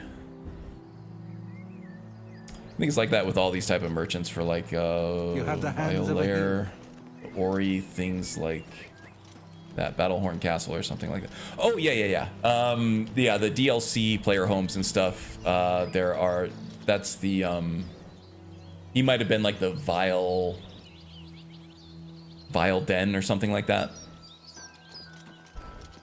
Yeah. There's one in the Merchant's Inn in the Imperial City up here too. Do they just have a higher threshold for what you can sell them? That makes sense. Good to know. Wait, what's trying to kill me?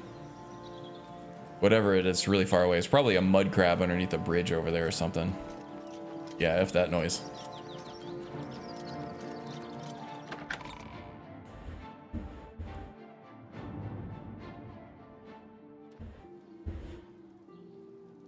What is it, citizen? All right, Imperial City Palace, Elven Gardens, and we can take Elven Gardens to the Merchants there. District, and then that's where the Gilded Carafe is.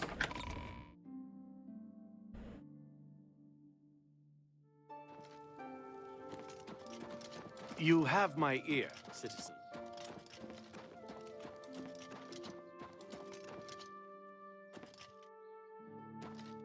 Luther Broad's boarding house. Nah.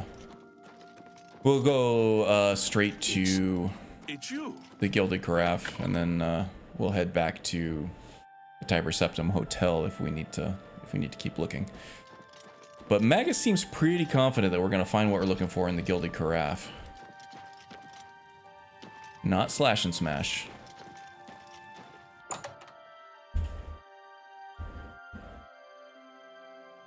Rowley. That's a hell of a name. I have everything for the budding.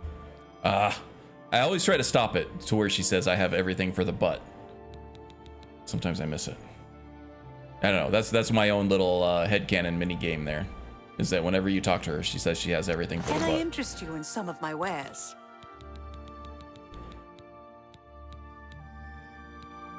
I don't see any Colovian brandy. Oh, Cyrodiilic brandy. I thought it was Colovian brandy that we're looking for, though, right? We have Cyrodiilic. We'll buy that just in case. We have a ton of money. Not running out of money anytime soon. Cyrodiilic brandy. We need Colovian brandy, though, I think. Thank you for your patronage. Well, you're welcome. Be seeing you. Good luck with the butt.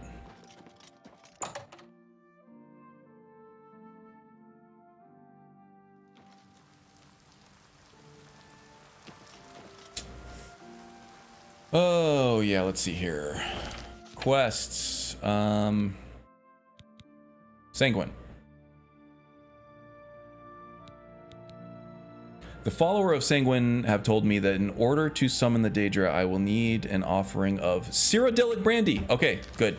Magus, you the man. We all knew it. Sorry I doubted you. Might have to see it. Yeah, it was. I thought it was Colovian brandy. It's actually Cyrodiilic brandy, and now we do have it.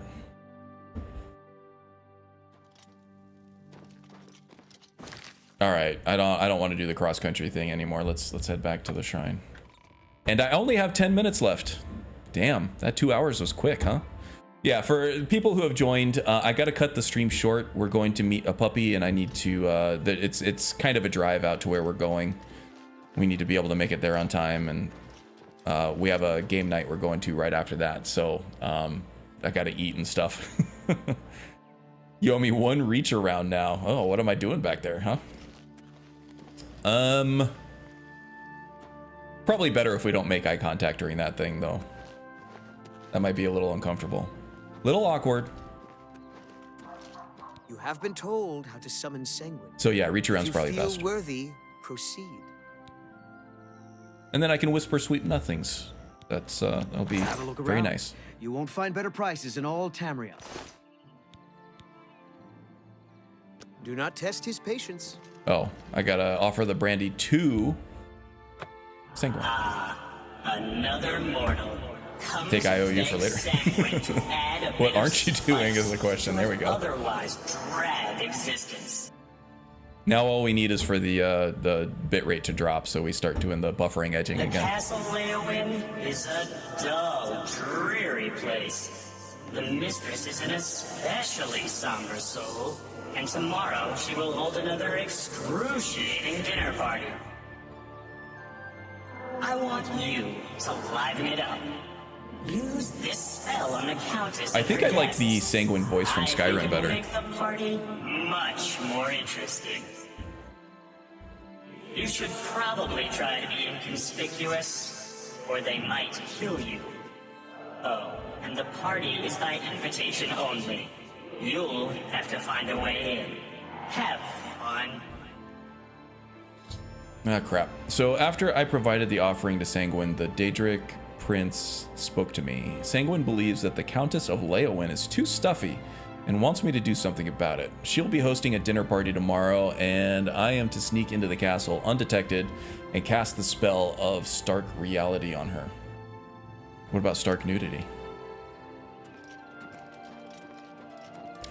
The Countess of Leowin was one of the better looking NPCs in the original game. I don't think I've even met her yet in the remaster.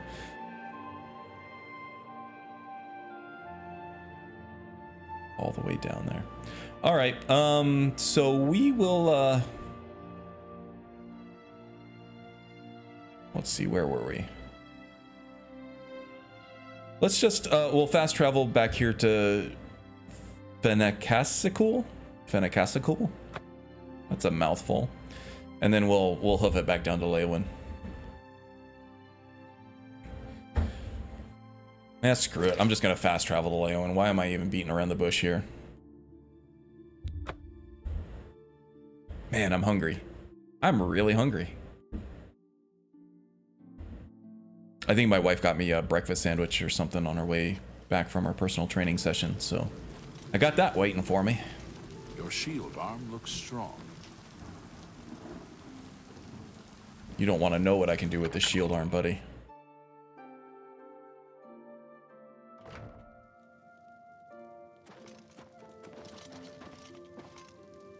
Wow.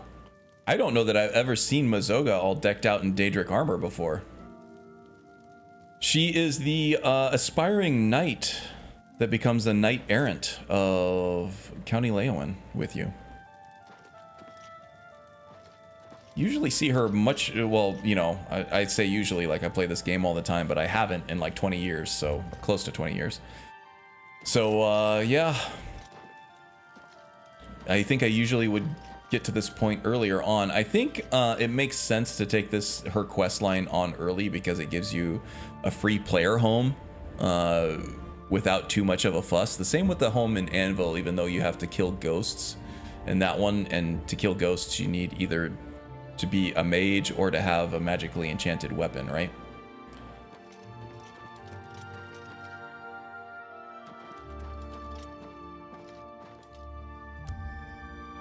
Oh, 1:10 a.m. Why isn't she sitting in her throne at 1:10 a.m.? I don't know. Unacceptable. Daedric or silver weapons both do it too, yeah. But Daedric, you know, you don't start seeing until you're level 15 at least. Silver you can get, but they're not super strong and they have very low durability in my experience. They're pretty flimsy. So yeah, the Anvil quest line to get that player home, you can do it early on, but those ghosts can be tough. With this one, you don't have to fight ghosts or anything. Mazoga's pretty tough. You can kind of let her do most of the work, and then you get that White Stallion Lodge, I think. So free player home early on, and I think that's usually why I am used to seeing her in lower level armor. But with the DLC and everything, you get Castle Battlehorn, which is fairly easy to get right off the bat. Kind of expensive to upgrade. But later on, I can hear her talking. She's not in the dungeon.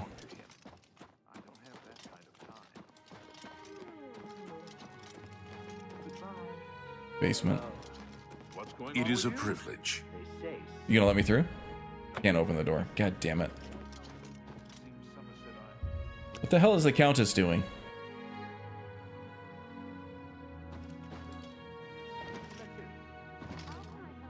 Steward? Is there a steward around here? There's somebody who looked like a steward. Can I talk to the... Hold on. There's a dinner party here Oh, tonight. that's no what, one gets okay. into the room until it's prepared. And no one gets in the room, even after it's prepared, unless they're on the list. And even if they're on the list, they'd better be dressed for it. This is important to the Countess, and no one is going to muck it up. Got it? All right. Well, I got to figure out how to get in there. It's been too long. I don't remember how. I guess I could just barge my way in, or maybe pickpocket the guard or something to get through there. I also need an invitation. I don't know. But I got to take off. Like I said, I got some things to do. Hopefully, things go well with the dog.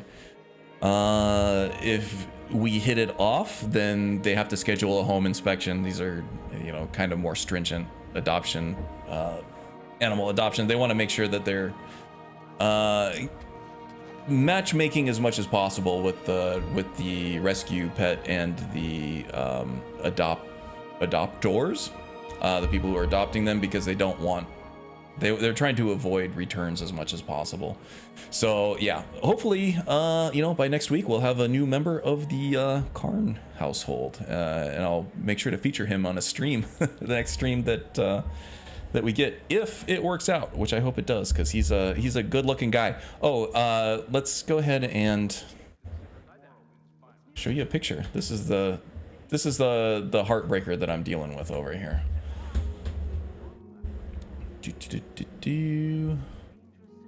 Banter.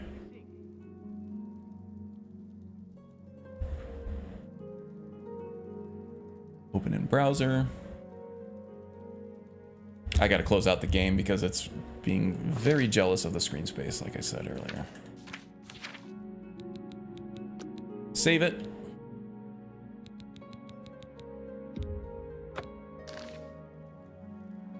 Exit it.